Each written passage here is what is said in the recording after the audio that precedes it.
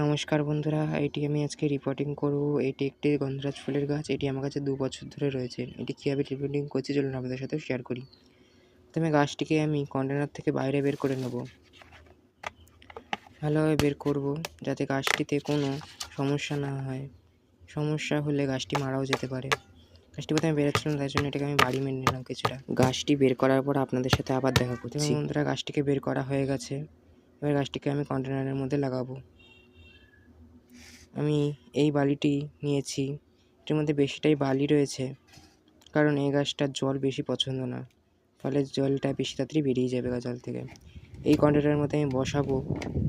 কন্টেনারটা 18 ইঞ্চির বাই 18 ইঞ্চির কন্টেনার। এবার আমি আস্তে আস্তে বালিটা দিয়ে দেবো এর ভেতরে। বেশি পরিমাণ বালি দেবো না, প্রথমে কিছুটা বালি দেবো, তারপর এর ভেতরে আরও অনেক কিছু দেবো। এরপর আমি এই বালিটির মধ্যে কিছু পাতা দিয়ে দেবো। পাতাটা বেশি পরিমাণে দেবো না, যাতে বেশি উঁচু না হয়ে যায় গাছের মাটিটা। পাতা দিয়ে দিলাম। এবার আমি গাছটাকে নিয়ে এসে বসিয়ে দেবো। গাছটিকে ধীরে ধীরে বসাবেন যাতে মাটির বেশি নড়চড় না হয়।